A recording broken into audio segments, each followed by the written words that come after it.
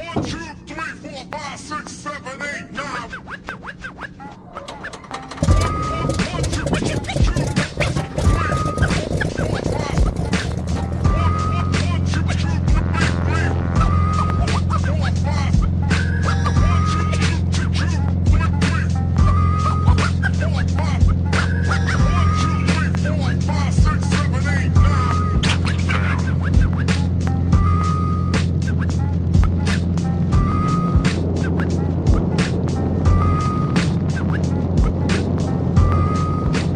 Hello, my fellow netizens. Today, I offer you some aerial scenery to feed your eyes, while my words provide some food for thought. Shortly after the notorious B.I.G. gave you a step-by-step booklet to get your game on track, not your wig pushed back, in the 10 Crack Commandments, Robert Greene dropped the 48 Laws of Power. There are some overlap and similarities between the two self-help guides, but where Biggie's manual is fairly lifestyle specific and hopefully largely inapplicable to people listening to this, the Laws of Power has a larger range of applications, and if you pay attention, you might learn something. Consider the law, never outshine the master.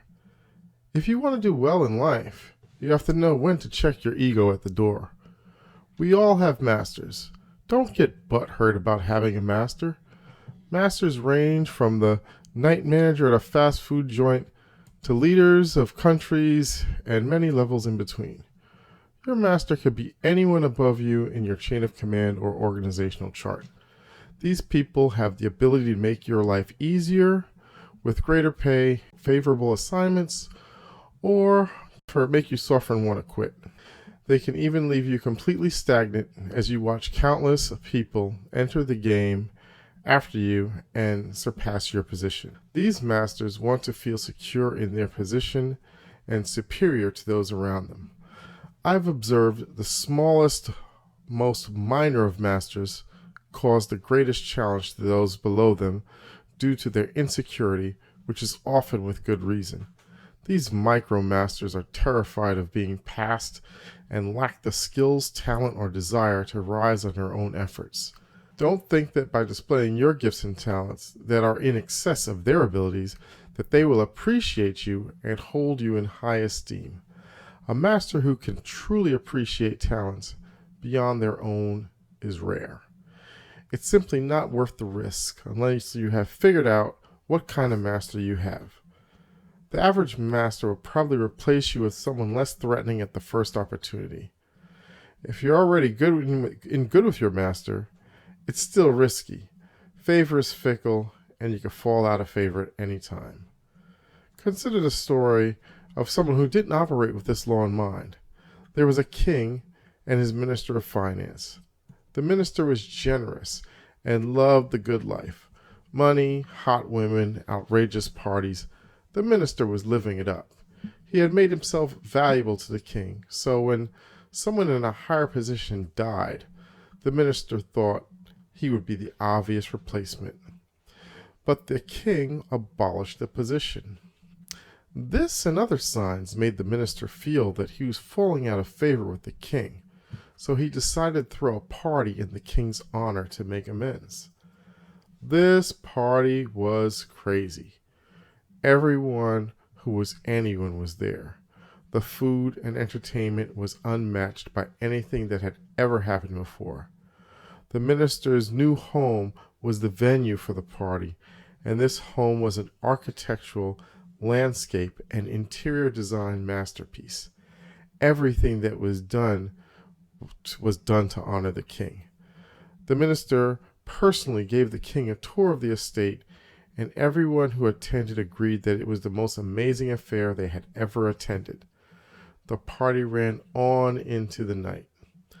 The next day, the king had the minister arrested on charges from stealing from the treasury. Ironically, he was stealing from the treasury, but it was on the king's behalf and with his permission. The minister was convicted and sent to an isolated prison where he spent the rest of his life in solitary confinement. Basically, The king wanted to be the best and most admired at all times, and so he got rid of the guy that was stealing his shine. And the next minister that he appointed was quite dull. Don't outshine the master. Galileo, on the other hand, had obeyed the law. Galileo was smart. Math and science was his thing, but he depended on others to fund his lifestyle. He used to give his discoveries and inventions to the wealthy as gifts, and they would give him something of value, but it never sustained him. He was always dependent on the next offer of generosity. How stressful. Eventually, he chose one master and made them feel so important by not dedicating his complete discoveries to anyone but that one house. In response, the one master gave him a permanent position with a nice salary, and he no longer had to worry about his financial situation. Bottom line is, bosses can also be insecure. Don't give them anything to be insecure around you. Even better if you can stroke their ego a bit. Well, that's all for now. Tune in later for some more simplified wisdom.